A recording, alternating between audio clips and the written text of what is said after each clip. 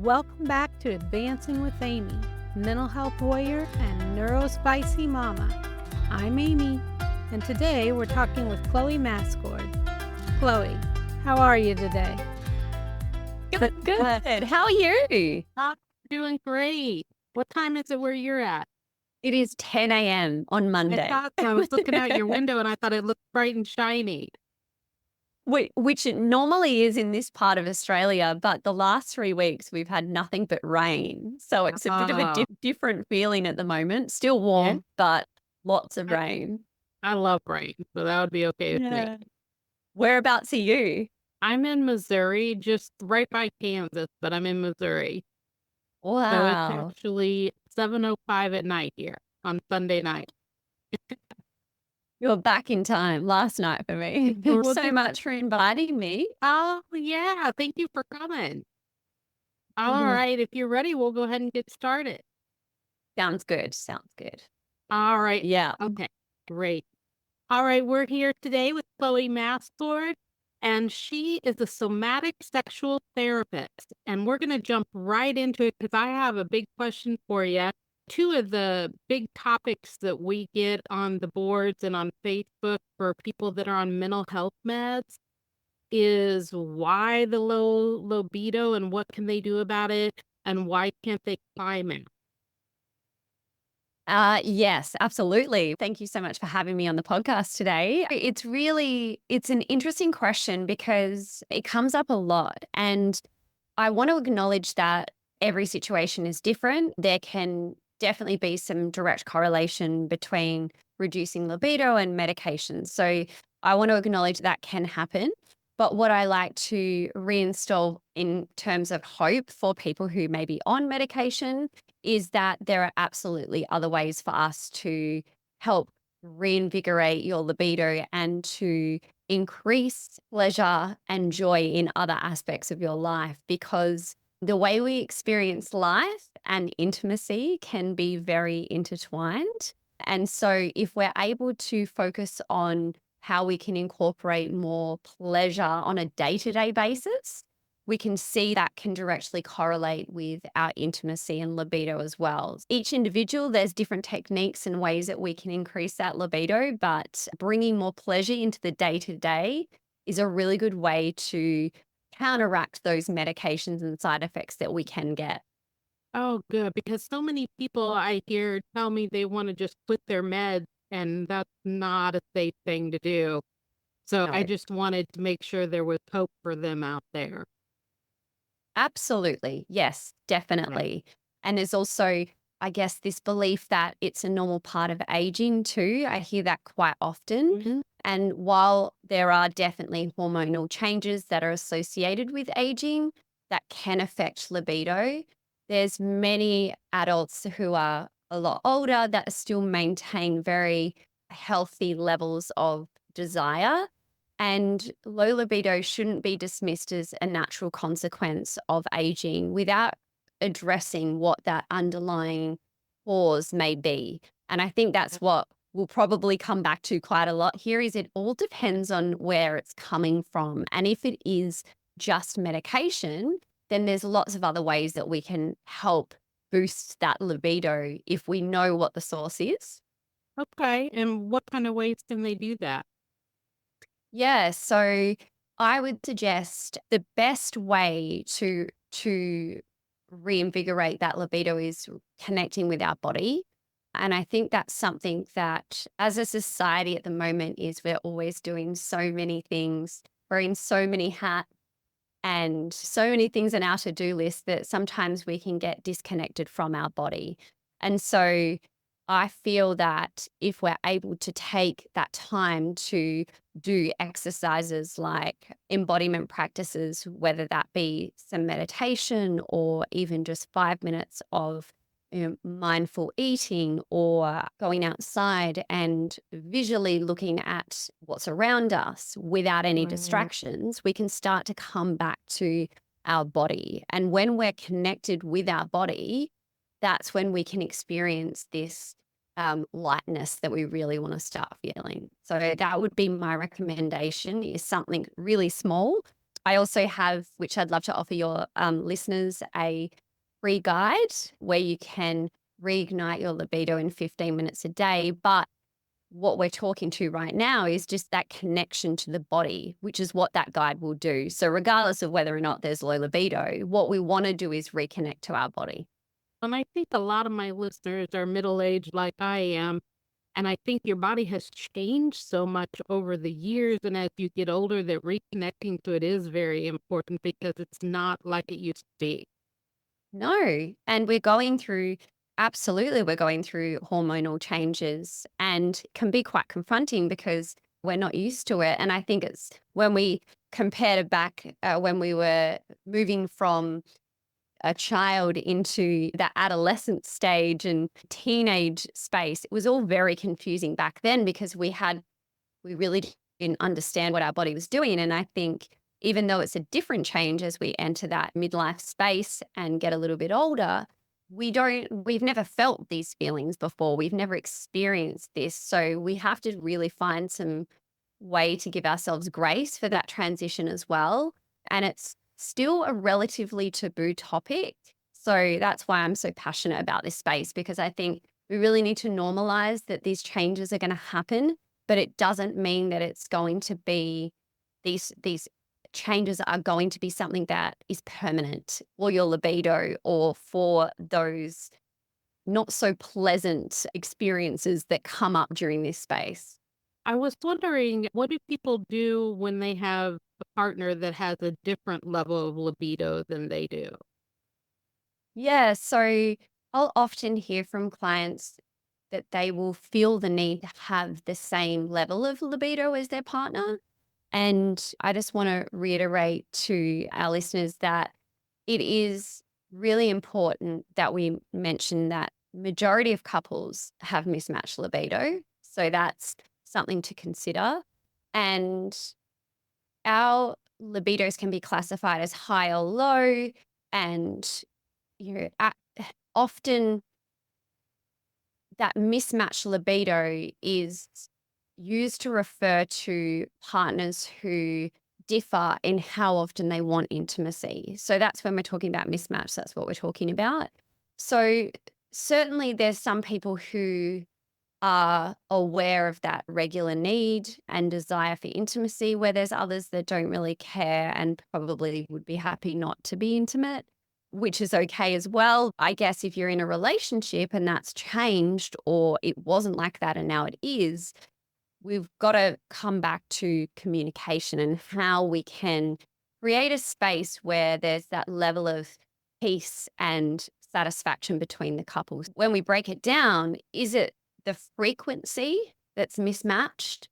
Is it what the meaning is of that intimacy? So, for example, that desire and libido might be for emotional connection, or it might be for certain intimate activities, but not all intimate activities. So I think it's about understanding it on a deeper level. And if we don't address it and don't talk about it and it isn't something that we look into, then it can lead to one partner withdrawing altogether. And that for a relationship is not going to be a good thing. It is very rare to find partners that are perfectly matched. And there was actually a study done that indicated that 80% of couples experienced mismatched libido just in the last month. So that's to give everyone an indication. It doesn't mean there's something wrong with you or that there's no hope. It is definitely something that can fluctuate as well. And open communication and that mutual respect for each other. And I don't like using the word compromise, but I think in this situation, it's the most relevant word.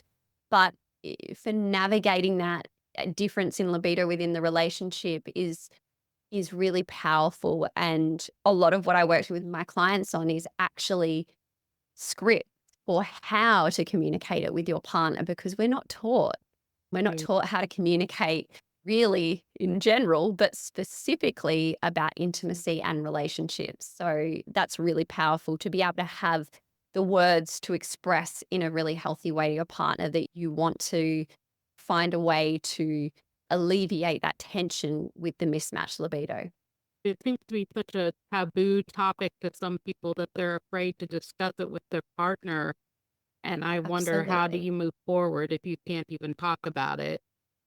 Correct. And also, what can often happen is it's actually not as big of a deal as what people realize. I think the block is the communication.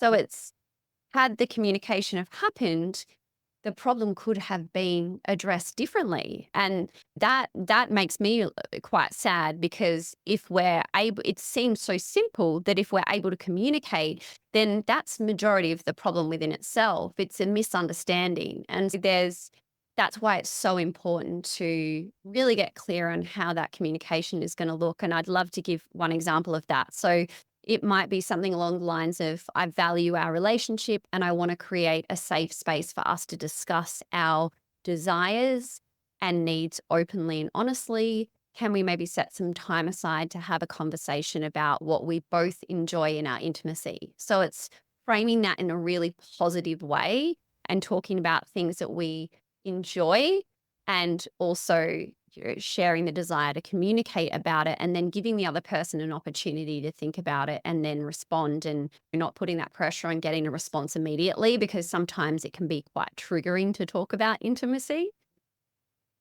What do you tell women, especially, I've noticed, that just feel like they don't have the time for a Mhm. sexual relationship, where they're spending time taking care of their parents, taking care of their adult children or teen children at my age, and just feel like they're working full time? And where do they find the time to put that in?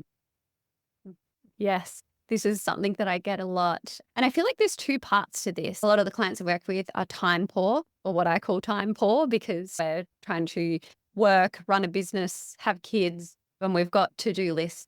So there's so many things on our list that intimacy feels like the kids are first and potentially the relationships first. And as women, we often prioritize ourselves last. So we're normally at the bottom of that list. And so intimacy in the mix of all of that can be quite difficult. What I normally do is, much as the intimacy part with your partner is really important, what's even more important than that is prioritizing ourselves as number one. The oxygen mask theory, and this is my previous career, was working on planes, is you must put your own oxygen mask on before helping other people, right? So in this situation, I would strongly suggest that our focus, and what I normally focus on, is the individual and how we can prioritize them. Because if we're filling from an empty cup, then we really don't have any energy left for intimacy, and we don't really want it because we don't have the capacity. So it's about prioritizing ourselves, and then that capacity and even desire for intimacy will naturally come. That's the beautiful thing, is if we don't focus on how do we make it better, what do, we come back to ourselves and prioritize us, then it creates the space for intimacy to flow naturally. Great. Have you noticed in any of the people that you've helped, or in yourself, that the sexual identity or the relationship that you have with your partner affects your mental health? Yeah. I'd be curious to understand that question a little bit more so I can answer it properly. So, when you say sexual identity, what do you mean by that? Oh, I'm feeling sexual yourself, feeling like you have that capacity and you feel like you're attracted to someone and you feel Yeah. attractive yourself. Absolutely. Yeah. So I think this would be a good opportunity to explain the difference between libido and arousal and desire, because they all get used interchangeably. And I think they're just all a little bit different. So, in terms of libido, obviously, we've just spoken about that. That's obviously baseline of, so that's just basically how much interest you have in experiences of intimacy. So it's like that background hum of connection. And then arousal is psychological and physiological responses to certain cues. So that might be like you mentioned about your partner. It's like your partner might do something, and this one happens a lot, where women's partners will start to contribute more around the house and they'll do the dishes, or they'll do certain things that actually create that arousal for us because we're seeing them do something that's actually creating in our body that cue or response to a particular moment, like flipping on a switch and activates that body's readiness for intimacy. And then when we're talking about desire, it encompasses both the libido and the arousal, and it extends beyond that, but it does include the emotional and psychological aspects of wanting that intimate connection and that deep yearning and longing for intimacy and activity from their partner. And that desire can fluctuate depending on mood and relationship dynamics. And yeah, so I think when we're talking about that arousal for our partner, I think what we can determine is we go back to when we first met and what was it that created that arousal? Was it watching your partner do something that they're passionate about or fulfilling their purpose? Is it helping out around the house? Is it interacting with your children? Is it them participating in something that's a hobby for them? Is it exercising or dancing or something like that? So if we're able to identify what we find arousing for us that involves our partner, then we can start to tap back into it a little bit and really start to reincorporate those things that bring that up in us again so Yeah. that we can reestablish it. It's funny how the smallest little things, like you mentioned doing dishes, can be such a turn on. Yes. So I'm curious because you mentioned that you used to be a flight attendant. What brought you to be a somatic sexual therapist? Yeah, absolutely. Look, it was a couple of years ago, I went on a little bit of a journey to find out what it was that really lit me up. And I was on my journey to find my purpose for a good year there, actually. And I knew that there was a desire to support people in the space of coaching and helping people. And for me, I've always been a very curious person, and I've had a lot of interest in psychology as well. And I realized that there was, you know, I've got a background as well in health coaching, but I realized there was a lot of correlation between body confidence and body image and intimacy, and noticing that a lot of people had discomfort around talking about relationships and intimacy, and knowing that it was a really taboo topic, but knowing that I felt okay having those conversations. It almost felt like it was a bit of a calling because I know that it's not a space that many people would lean into. And I wanted to essentially bridge that gap between, what is normalized to talk about. And so for me, I found a course that was internationally recognized, and I really respected the trainer, and it covered off a lot of different topics. So we covered all sorts of different things throughout the course, and it gave me a really good clear picture of once I'd finished, I'd be able to find where my niche would be and I could hone into that.